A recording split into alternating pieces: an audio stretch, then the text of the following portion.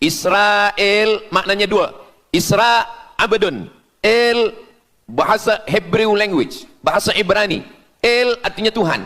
Israel artinya hamba Tuhan.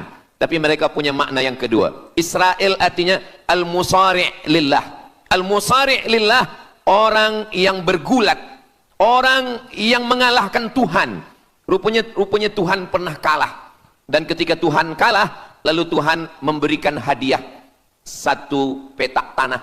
Dan tanah itu adalah tanah Palestina menurut mereka. Jadi mereka meyakini bahwa ketika Tuhan dikalahkan oleh Israel, maka hadiahnya adalah bumi Palestina. Itulah kenapa mereka amat sangat ingin mengambil tanah itu. Tapi kita pula, Palestina bagi kita adalah hijrahnya Nabi Muhammad sallallahu alaihi wasallam yang dituliskan dalam Al-Qur'an. A'udzubillahi minasyaitonirrajim. Subhanalladzi asra bi'abdihi lailan minal masjidil haram ilal masjidil aqsa alladzi barakna haulah. Dulu semasa belajar di Al-Azhar ada satu subjek namanya Al-Milal wan Nihal. Al-Milal maknanya aliran-aliran keugamaan. Wan Nihal ugama-ugama. Maka salah satu aliran itu disebut dengan Zion. Zion adalah nama satu bukit yang ada di Palestina. Lalu mereka mengambil nama ini sebagai satu gerakan dunia. Dalam bahasa Arabnya disebut dengan As-Sahyuniyah atau Zionis. Mereka ingin mengembalikan Yahudi ke Palestina. Apa yang membuat mereka ingin?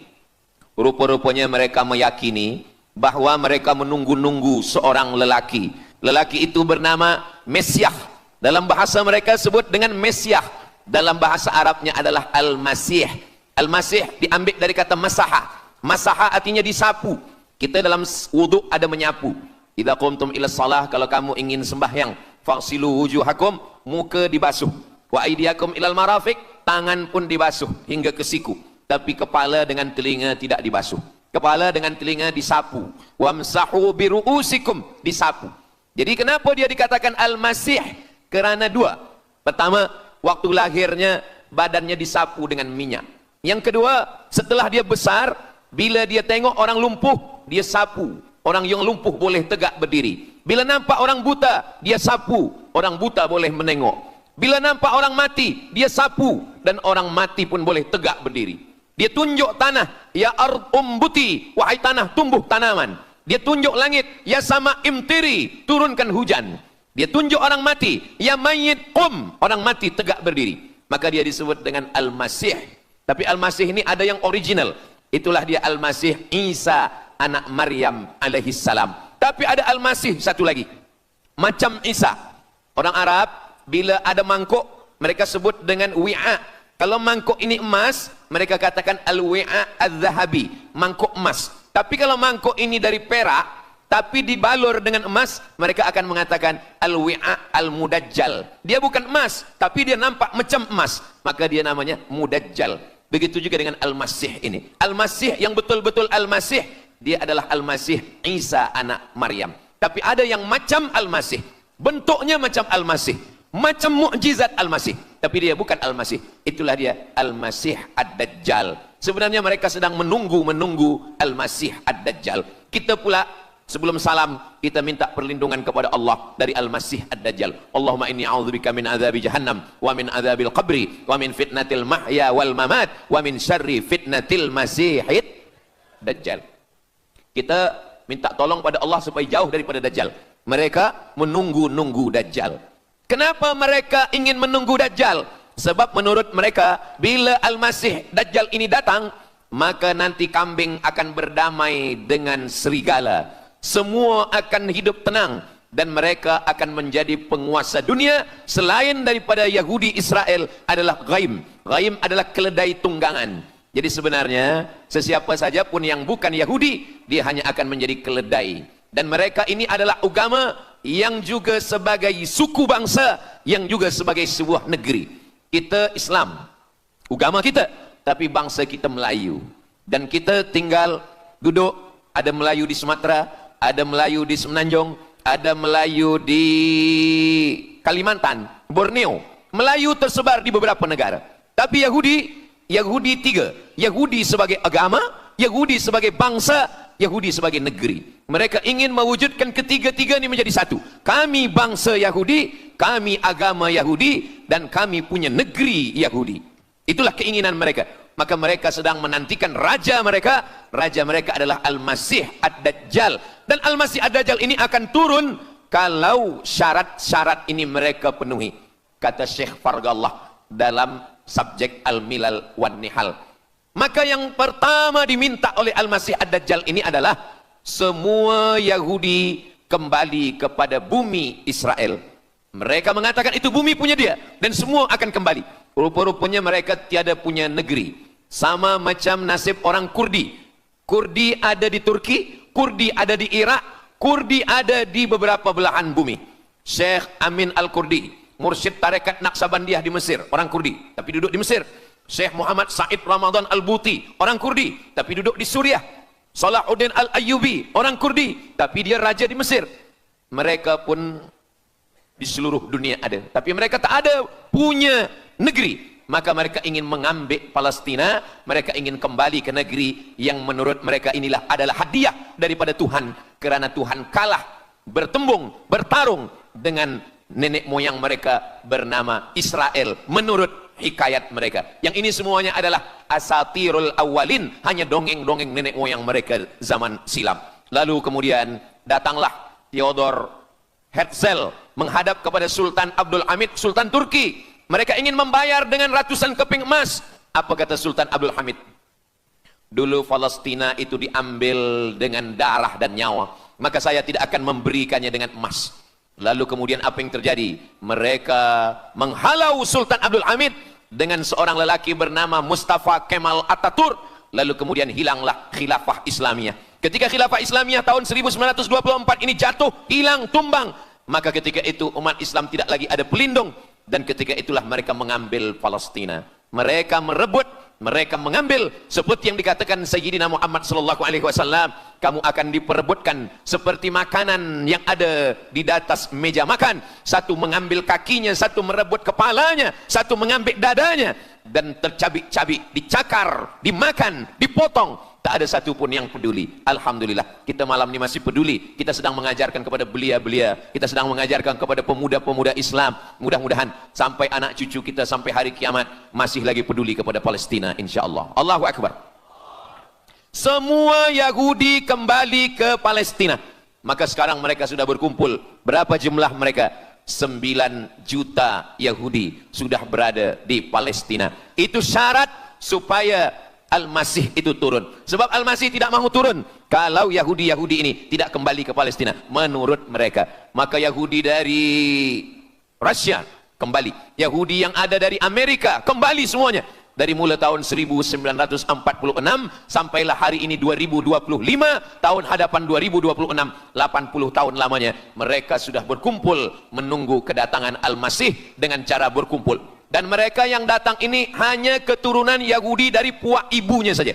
Yahudi ini tidak menerima dari puak ayah. Jadi kalau ada ayahnya Yahudi, emaknya tak Yahudi, dia tiada diterima. Sebab mereka guna dari puak ibu. Maka bila ibunya Yahudi, maka dia akan diterima. Ada satu Yahudi yang tidak diterima, Yahudi Falasha dari Afrika. Yahudi Falasha ini datang, mereka dari Ethiopia, mereka menyeberang ke Sudan, dari Sudan mereka masuk ke Mesir, dan mereka datang ke Palestina. Mereka pun nak masuk juga, tapi mereka tertolak. Sebab dia mengaku Yahudi, tapi kulit dia hitam. Saya tak tahu di tempat kita, tapi di tempat saya banyak juga Yahudi, namanya Yahudi pesek. Kulit dia hitam, hidung dia pesek, tapi otak dia Yahudi. Ini lebih berbahaya lagi. Mereka menyebarkan kebencian. Jadi sebenarnya Yahudi adalah makhluk yang paling unsuri, rasisme. Mereka tiada menerima selain daripada Yahudi. Siapapun yang datang ingin mengaku orang Yahudi, kalau ditengok nasabnya tidak sesuai daripada ibu, dia tidak akan diterima. Sedarlah wahai orang yang membela-bela Yahudi. Wahai orang yang membela Yahudi, kalau kamu bukan Yahudi, maka kamu tidak akan diterima, kerana Yahudi adalah agama, Yahudi adalah bangsa, dan Yahudi adalah negeri. Mereka ingin mewujudkan ini. Maka berdatanganlah Yahudi beramai-ramai, lalu mereka pun turun ke Palestina. Sampai hari ini mereka terus berdatangan. Lalu kemudian yang kedua, syarat Yahudi didatangi oleh Al-Masih, Mesias, mereka mesti menanam tanaman yang hijau. Jadi kalau mereka bayangkan, Al-Masih ini sedang berada di langit. Dia selalu memandang ke bawah. Dia tengok, Yahudi dah berkumpul atau belum? Kalau berkumpul dia tak nak turun. Bila dah berkumpul semua ramai, baru dia turun. Dah berkumpul 5 juta, dia belum juga turun. Dah berkumpul 9 juta, dia belum juga turun. Rupanya yang kedua, dia ingin supaya tanah Palestina itu hijau. Bila nanti dah hijau semua, baru dia turun. Dan tanaman yang hijau itu pun dia yang memilihkan tanamannya. Tanamannya adalah yang disebutkan Nabi 14 abad silam, Syajaratul Gharqad. Nanti semua akan membela umat Islam. Sampai-sampai batu berkata, apa kata batu? Ya abdallah, wahai hamba Allah, hadza Yahudi khalfi, ini di belakang saya ada Yahudi, faktulhu, bunuhlah dia. Kata Nabi, jangankan manusia, batu pun membela umat Islam. Batu akan berkata, ya abdallah, wahai hamba Allah, hadza Yahudi, ini di belakang saya ada Yahudi, faktulhu, bunuh dia. Tapi ada satu yang membela mereka. Siapa dia? Syajaratul Gharqad, pokok kayu Gharqad. Allah menunjukkan sampai hari ini mereka menanam pokok Gharqad ini. Saya belajar ke Mesir tahun 1998. Musim panas tahun 1999, saya pergi ke satu kawasan bernama Aris. Selepas itu pergi ke sebuah kota, kota ini bernama Rafah. Rafah ini dibagi dua, setengah diambil oleh Yahudi, setengah lagi diambil oleh Mesir. Dari sempadan ini kita boleh menengok hijau. Lalu saya pun bertanya kepada ulama yang mendampingi kami, Tuan Syekh, itu pokok apa yang hijau? Kata Syekh, itulah pokok yang disebutkan Nabi Muhammad sallallahu alaihi wasallam. Pokok itu bernama Syajaratul Gharqad, dan mereka memang menanam pokok itu sekarang. Supaya apa? Supaya Al-Masih menengok dari atas, bila dia tengok dah hijau, dia pun akan turun menurut keyakinan Yahudi. Yahudi sudah berkumpul 9 juta orang. Pokok Gharqad sudah ditanam, sudah. Ada lagi. Apa dia? Mesti menghancurkan Babilonia. Babilonia adalah raja yang dulu menghancurkan kerajaan Yahudi. Nama rajanya Nebukadnezar. Nebukadnezar dari Babilonia menghancurkan kerajaan Yahudi. Maka Yahudi ini pendendam. Orang yang paling dendam di atas dunia ini adalah Yahudi. Nebukadnezar sudah lama musnah, tapi dendam mereka kepada Irak sampai hari ini. Babilonia itu adalah Irak. Maka siapapun yang menjadi penguasa, pasti mereka akan perintahkan untuk menghantam Irak. Dari mula George Bush sampailah sekarang, Irak selalu dihantam. Dituduh bahwa Irak ada punya senjata membunuh manusia. Mereka katakan bahwa Saddam Hussein ini ada memiliki senjata yang boleh menghancurkan peradaban manusia. Akhirnya mereka membunuh Saddam Hussein. Apa yang terjadi? Sampai hari ini Saddam Hussein tiada memiliki apapun untuk menghancurkan umat manusia. Jadi sebenarnya adalah ini agenda daripada Yahudi. Mereka ingin menghancurkan Babilonia, dan Babilonia itu adalah Irak pada zaman modern sekarang ini. Setiap penguasa-penguasa pasti menghancurkan Irak, sebab mereka amat sangat benci dan dendam kesumat kepada Irak. Ada buku judulnya Al-Yahud fi Masr, fi Misr, orang Yahudi di Mesir. Lalu kemudian seorang jenderal Yahudi bernama Musa Dayan. Musa Dayan buta matanya sebelah. Lalu Musa Dayan ini meminta kepada Presiden Prancis bernama De Gaulle. Lalu De Gaulle pun menelpon Presiden Mesir bernama Anwar Sadat. Bukunya ada, saya simpan di rumah.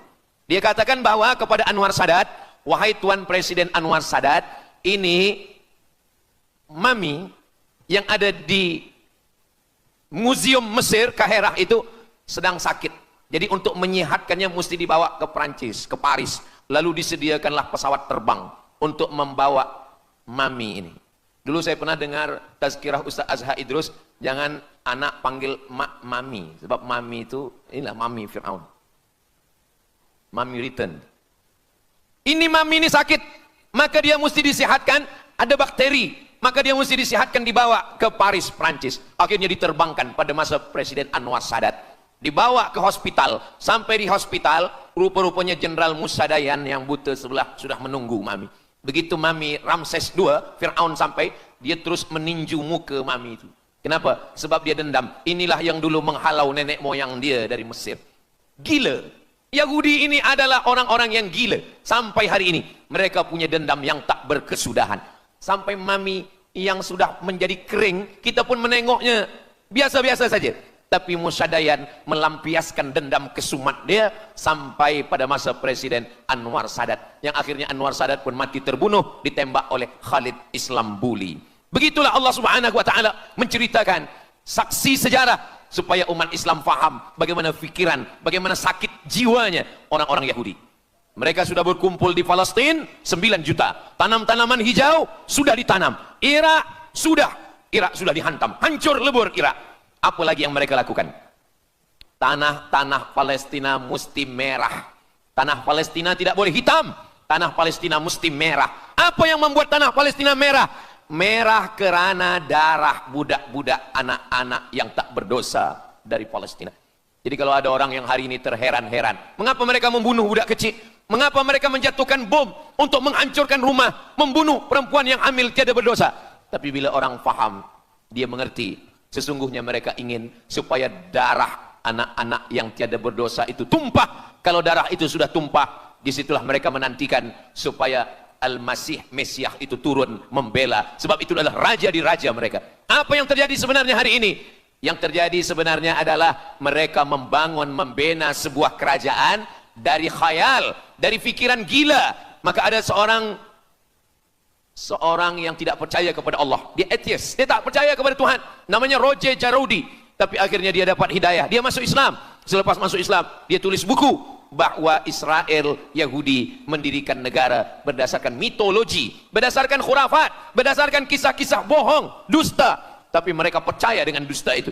Lalu kemudian Roger Jarudi ditangkap oleh pemerintah Prancis, dimasukkan ke dalam penjara. Bukunya diterjemahkan ke dalam bahasa Arab, diterjemahkan ke dalam bahasa Melayu. Roger Jarudi, bagaimana orang Yahudi Israel membina kerajaan negara berdasarkan khayal, berdasarkan tipu, berdasarkan dusta, berdasarkan mitologi, berdasarkan asatirul awalin, dongeng-dongeng daripada nenek moyang mereka dulu. Lalu kemudian hari ini kita sudah menengok darah itu sudah tumpah merata-rata di tanah Palestina. Kenapa Al-Masih Mesiah belum juga turun? Kenapa belum datang juga Mesiah yang mereka tunggu itu? Rupanya ada syarat lagi yang belum. Apa dia? Mereka mesti membina satu yang disebut dengan Haikal Sulaiman, Temple of King Solomon. Mereka meyakini bahwa raja mereka adalah Solomon, dan dia ada sebuah kuil yang mereka sebut, mereka tulis bukunya, Temple of King Solomon. Di mana letaknya? Letaknya adalah di atas Al-Masjidil Aqsa. Mereka ingin menghancurkan Al-Masjidil Aqsa, diratakan dengan tanah. Nanti mereka akan bina Temple of King Solomon. Selepas itu mereka siapkan satu kerusi singgasana. Selepas itu nanti barulah turun Al-Masih Mesiah yang dijanjikan menurut mereka. Yang semuanya ini adalah dusta, bohong, tipu daripada Zionis, kerana mereka ingin menguasai dan mereka ingin membuat sebuah negara yang sangat besar, yang negara itu disebut dengan The Great Israelian. Israel Raya, dia dari 2 sungai. Biasanya orang membuat map itu rahasia. Map biasanya rahasia yang disimpan, tapi orang Yahudi Israel mereka buatkan mapnya di dalam bendera mereka. Kita membuat sesuatu yang rahasia kita simpan, tapi mereka membuat satu garis biru di atas, satu lagi garis biru di bawah. Yang di atas itu adalah Sungai Nil di atas, dan yang di bawah itu adalah Sungai Efrat. Sungai Nil di atas, Afrika Utara, Mesir. Sungai Efrat di bawah, Sungai Efrat ada di Irak. Lalu di tengah itu ada bintang segi 6. Apa maknanya? Mereka ingin membina sebuah kerajaan yang luasnya dari Nil hingga ke Efrat. Itulah kenapa ketika mereka membuka embasi di Kairo. Subhanallah, itulah tadi penyampaian kajian tausiah yang sangat luar biasa yang disampaikan oleh guru kita Ustaz Abdul Somad. Sahabat beriman yang dirahmati Allah Subhanahu wa taala, jangan beranjak dulu karena kajian beliau belum selesai dan masih banyak hal-hal menarik yang akan disampaikan oleh beliau. Selamat mendengarkan. Ketika Israel membina embasi di Kairo, ini Sungai Nil, ini bagian atas, ini bagian bawah. Kerajaan Mesir membagi embasi Israel tanah di bawah Sungai Nil. Mereka tidak mau. Mereka ingin membina embasi di atas Sungai Nil. Kenapa mereka tidak mau membina embasi di bawah Sungai Nil? Karena menurut mereka di bawah Sungai Nil adalah negeri kami. Orang membina embasi hanya di luar daripada kerajaannya. Jadi sebenarnya menurut pengakuan mereka, Mesir yang ada sekarang, semua yang ada di bawah Nil hingga ke Efrat Irak, itu adalah kerajaan mereka, yang kalau mereka mewujudkan itu nanti, mereka akan menjadikan semua manusia ini sebagai keledai tunggangan. Alhamdulillah, itu disampaikan oleh Syekh Fargallah. Lalu kemudian kami membacanya, mempelajarinya, beliau bacakan di kelas, dan hari ini saya amat sangat bersenang hati. Tapi kita tetap susah hati dengan Palestina. Saya merasa senang hati sebab saya boleh menyampaikannya kepada para belia pemuda muslimin muslimat yang hadir malam ini. Macam mana suara saya, jelas tak jelas? Jelas. Yang saya sampaikan ini boleh faham?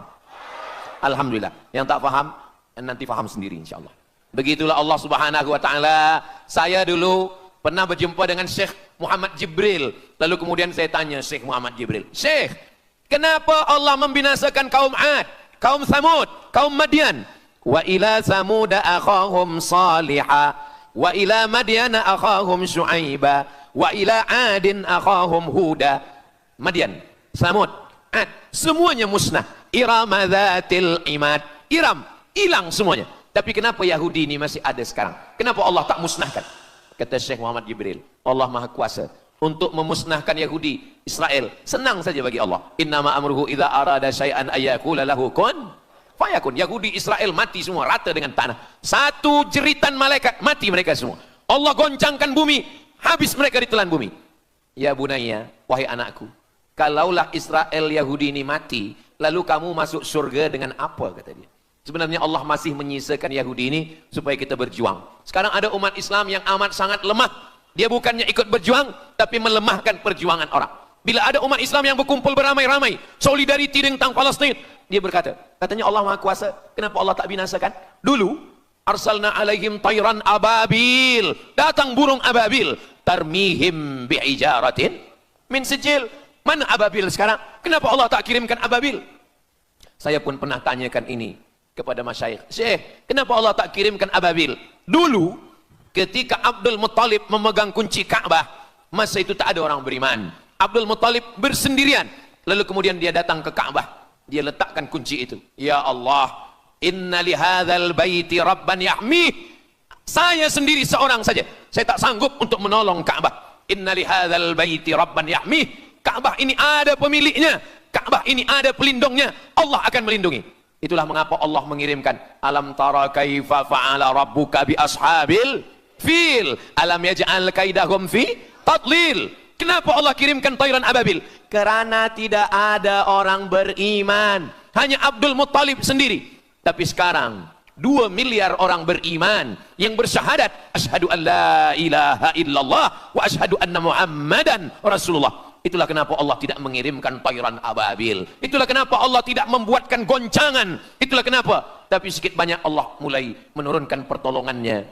Kalau sudah datang pertolongan Allah Subhanahu wa taala, idza jaa nasrullah, kalau sudah datang pertolongan Allah, idza jaa nasrullah wal fath, kemenangan. Wa ra'aitan nasa yadkhuluna fi dinillahi afwaja. Insyaallah, alaysa subuhu biqarib. Subuh tak lama lagi. Pertolongan Allah pasti datang. Nasrum minallah wa fathun qarib. Hasbunallah wa ni'mal wakil. Ni'mal maula wa ni'man nasir. Wala haula wala quwata illa billahil aliyil azim. Kalau kita seorang cikgu, kalau kita seorang ulama, sampaikanlah kepada umat. Sebagai seorang ayah, sampaikan kepada anak. Sebagai seorang ahli keluarga, kita mesti ingatkan, buatkan baju dengan lambang, simbol, bendera penderitaan Palestina. Kalau kita menonton dengan keluarga di rumah, tontonkan bagaimana penderitaan anak-anak di Palestina. Saya di rumah ada gambar besar, gambar Palestina. Sehingga setiap kali tamu datang, kita bercerita, dia tanya, ini gambar apa nih Ustaz? Inilah gambar saudara kita yang sedang teraniaya di Palestina. Malam ini kita guna sorban, kita pakai sorban yang mengingatkan kita kepada Palestina. Apapun yang kita lakukan, jangan lupa menyampaikan khutbah Jumat, kunut nazilah, Allahumma ansuril Islam wal muslimina fi Palestina. Silahul mu'min, doa silahul mu'min. Kalau kita tiada senjata lagi, maka sesungguhnya doa. Man lam yahtam bi amril muslimin, siapa yang tak peduli kepada penderitaan saudaranya di Palestina, falaisa minhum, dia tidak diakui sebagai umat Nabi Muhammad sallallahu alaihi wasallam. Orang beriman bukan setakat sembahyang subuh, zuhur, asar, maghrib, isya. Orang beriman bukan setakat ditengok berapa kali dia ke Baitullah, haji dan umrah. Tapi orang beriman bagaimana perasaan dia kepada saudaranya. Maka kata Nabi SAW, la yu'minu ahadukum, kamu tidak beriman, kalaupun kamu beriman belum sempurna, hatta yuhibba li akhi, sampai engkau sayang kepada saudaramu. Ma yuhibbu li nafsih, sayang kepada saudara seperti sayang pada diri sendiri. Kalau anak saudara kita di Palestina teraniaya, kita lebih teraniaya. Kalau pipi kita dicubit sakit, begitu juga dengan saudara kita di Palestina. Kita memang hidup pada zaman yang susah, yang payah. Beruntunglah datuk nenek moyang kita 100 tahun yang lampau. Mereka selamat dari fitnah ini. Tapi kita pun tak boleh mengutuk nasib. Mengapa saya hidup sekarang? Kenapa kami hidup tahun 1447 ini ya Allah? Tentu ada hikmahnya. Allah hidupkan kita hari ini. Kenapa saya tak hidup zaman Nabi? Kalau ada pemuda belia sekarang datang kepada Ustaz Abdul Somad, Ustaz Somad, kenapa saya tak hidup zaman Nabi? Kalau saya hidup zaman Nabi mungkin saya baik. Kamu yang komplain kepada Allah, kalau kamu hidup zaman Nabi mungkin tidak ikut Nabi, ikut Abu Lahab, ikut Abu Jahal. Kita dihidupkan Allah hari ini, kita masih bersama dengan guru kita, Al-Fadhil Ustaz Azhar Idrus. Kita masih bersama dengan orang-orang baik, orang mulia. Alaikum bil jamaah, kata Nabi SAW. Man syadza syadza finnar, jangan bersendirian, sendirian masuk neraka. Kita mesti berjamaah. Alhamdulillah, yang ada kuasa dengan kuasanya, yang ada fatwa dengan fatwanya, yang ada ilmu dengan ilmunya. Bagi penuntut-penuntut, pelajar-pelajar, tonton, buat video, buat apapun yang boleh kita buat, share, gambar, semuanya itu ada tanggung jawab kita di hadapan Allah Subhanahu wa taala. Kullukum ra'in, setiap kamu pemimpin, hadap ke Baitul Maqdis 17 hingga 18 bulan. Sampai akhirnya pada bulan Sya'ban turun ayat, qad nara taqalluba wajhika fis sama', kami menengok wajah engkau menghadap ke arah langit. Fawalli wajhaka syatral masjidil haram, hadapkanlah wajahmu ke arah Masjidil Haram. Lalu Nabi pun menghadap ke arah Masjidil Haram. Selepas itu sahabat datang beramai-ramai menjumpai Nabi Muhammad SAW. Ya Rasulullah, bagaimana saudara kami yang sembahyang, yang solat 16 bulan, 17 bulan, 18 bulan, dia menghadap ke Palestina. Apakah solatnya diterima Allah? Turun ayat, wa ma kana Allahu liyudhi'a imanahum. Tafsirnya, wa ma kana Allahu liyudhi'a salatahum. Allah tidak menyia-nyiakan sembahyang mereka. Allah tidak menyia-nyiakan solat mereka. Sembahyang mereka yang dulu menghadap ke Baitul Maqdis diterima Allah atau tidak? Itu yang mereka cemaskan, itu yang mereka khawatirkan. Sembahyang yang 18 bulan itu yang mereka takutkan. Bagaimana kita sekarang? Bagaimana sembahyang saudara kita? Bagaimana puasa mereka? Bagaimana musim sejuk? Mereka sejuk. Bagaimana mereka tak boleh makan, tak boleh minum? Kalau kita sudah berbuat di luar kemampuan kita, kita tidak akan dituntut di hadapan Allah. La yukallifullahu nafsan illa wus'aha. Mudah-mudahan apa yang kita lakukan malam ini, kita bangkitkan semangat jamaah. Selemah-lemahnya adalah doa. Selemah-lemah kekuatan orang beriman adalah melafazkan doa kepada Allah supaya Allah memberikan pertolongan. Tak ada yang susah bagi Allah Subhanahu wa taala. Itulah yang boleh Al-Fakir sampaikan pada malam hari ini, solidariti kita tentang Palestina. Mudah-mudahan ada manfaatnya. Banyak cakap kata yang tak berkenan di hati, menyinggung perasaan. Saya memohon maaf, beribu-ribu maaf. Mudah-mudahan yang kita lakukan malam ini diridhai Allah Subhanahu wa taala dan boleh kita bawa bekal menghadap Allah. Bila kita mati ditanya oleh Allah, inilah jawaban kita. Kami sudah berkumpul, kami sudah bangkitkan semangat, kami sudah berdoa, kami sudah menjelaskan bagaimana jahatnya Yahudi di Palestina. Akhirnya saya tutup dengan pantun penutup, menangkap puyuh di Bukit Selasih. Thank you dan terima kasih. Aku qauli hadza astaghfirullah li wa lakum. Allahu akbar. Allahu akbar. Allahu akbar. Sallu ala Nabi Muhammad. Allahumma salli ala Sayyidina Muhammad wa ala ali Sayyidina Muhammad. Terima kasih segala perhatian. Mohon maaf segala kesilapan dan kekhilafan. Wassalamualaikum warahmatullahi wabarakatuh.